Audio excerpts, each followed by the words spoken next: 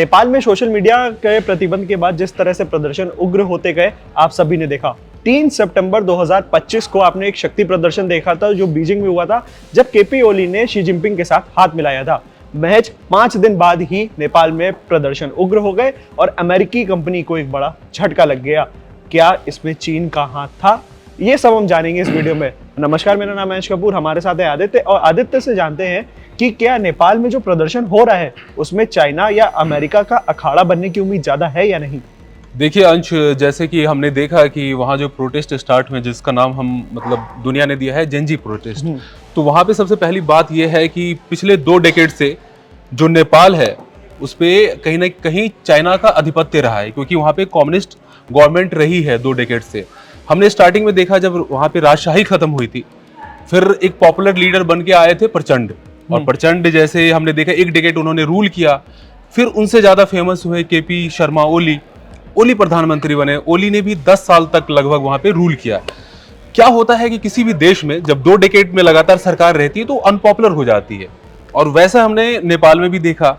और इस समय जो जिस तरह की फोर्सेज हैं वहां पे, जो अभी जो प्रोटेस्ट चल रहा है, जहां पे जो लीड कर रही हैं, वो अगर आप उसके अंदर जाएंगे या आप रिसर्च करेंगे तो आपको लगेगा कि इनका कोई बहुत बड़ा नाता ना तो बहुत ज्यादा चाइना के साथ रहा है, ना ही यूएस के साथ रहा है या इंडिया के साथ रहा है। केपी शर्मा ओली के टाइम पे ही एक बार को उनके इंडिया से रिलेशन भी उन्होंने खराब करने की कोशिश इंडिया के साथ। देखिए जो कम्युनिस्ट गवर्नमेंट आई प्रचंड के समय से, ये बात है कि वो लगातार, उनका कहना है कि इंडिया जो है उनको दबाता है, और एक नेपाल एक आजाद मुल्क है, सीमा विवाद को लेकर के हो। हाँ। और देखिए भारत और नेपाल के जो संबंध हैं वो कोई मतलब ये नहीं कि नए संबंध नहीं, ऐतिहासिक हैं। और हमने देखा कि जब राजशाही थी वहाँ पे, तब भारत और नेपाल के बहुत अच्छे रिश्ते हुआ करते थे। लेकिन जैसे कम्युनिस्ट गवर्नमेंट आती है, थोड़ा सा चाइना का भी इन्फ्लुएंस होता है। लेकिन जो आपका मेन मुद्दा था कि क्या वो अखाड़ा बन चुका है यूएस और चाइना के बीच की जो लड़ाई है, जो शीत युद्ध है, बिल्कुल सही बात है। ये मैंने भी कई सारी रिपोर्ट्स पढ़ी जिसमें कहा गया कि नेपाल की जो वर्तमान की सरकार है, उसने जो सोशल मीडिया ऐप्स को बैन किए, तो उसने उन्हीं ऐप्स को बैन किए हैं जिसका जो चाइनीज जो अमेरिका के ऊपर जो अमेरिकन कंपनियां हैं, जैसे हम यूट्यूब, हमें पता है कि टिकटॉक चाइनीज कंपनी है, टिकटॉक को नहीं बैन किया गया, लेकिन वाईटी को बैन किया गया। मेटा के सारे प्लेटफॉर्म्स को बैन किए गए। हमने देखा वाईटी को, ये एक्स को भी बैन किया गया। तो ये कहीं ना कहीं ये संकेत है कि आप बस एक कंट्री के ऐप्स को टारगेट कर रहे हो। तो बिल्कुल इसको लेकर लोग कह रहे हैं कि आपने चाइनीज ऐप्स को नहीं बैन किया, आपने बैन किया तो यूएस के ऐप्स को। तो एक ये थ्योरी आती है। और दूसरी बात है कि बहुत सारी रिपोर्ट्स में कहा जा रहा है कि पिछले कुछ दिनों से जो नेपाल की सरकार है, उनके जो एक्शंस रहे, वो एक्शंस कहीं ना कहीं ऐसे रहे जो कि यूएस को बिल्कुल पसंद नहीं आए। तो बहुत सारे रिपोर्ट्स मैंने देखा, उसमें ये भी दावा किया गया है कि अभी जो मौजूदा जो वहाँ पे आंदोलन चल रहा है उसमें सीआईए भी इन्वॉल्व है।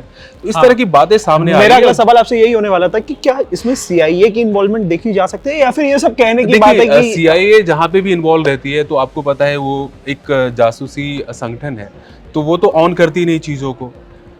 बट ये है कि बहुत सारे ऐसे इनपुट्स आते हैं जिससे पता चलता है कि हाँ, इस वाले प्रोटेस्ट में या वहाँ पे किसी खास कंट्री में तख्ता पलट हुआ तो उसमें सीआईए का हाथ। जैसे हमें पता है कि बांग्लादेश में जब सरकार बदली थी पिछले साल, तो उसमें कहा गया कि सीआईए का बड़ा हाथ है, क्योंकि हर कोई जानता है मोहम्मद यूनुस जो है वो स्टार्टिंग से ही प्रो वेस्टर्न कंट्रीज के रहे हैं, लाइक कि यूरोपियन नेशंस के फेवर में उन्होंने बातें कही है, यूएस के फेवर में बातें कही है।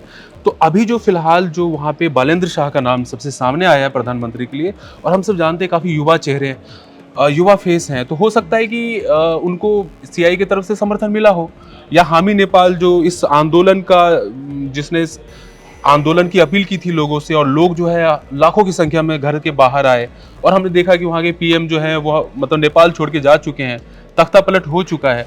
तो बिल्कुल ये कहना बिल्कुल लाजमी है कि क्या ये अखाड़ा बन चुका है। और देखिए बहुत सारे इनपुट्स हैं, जो कि आज तो पहला दिन है जब नेपाल के पीएम ने नेपाल को छोड़ दिया है। अब आने वाले 1 हफ्ते में बहुत सारी चीजें क्लियर होंगी। तो देखिए, हम भी अपने दर्शकों को बता दें कि इस मुद्दे पे हम लोग भी नजर बनाए रहेंगे, और कुछ भी छोटी सी बड़ी जो भी डिटेल्स होगी आप तक साझा जरूर करते रहेंगे। आप देखते रहिए India.com। Thank you for watching.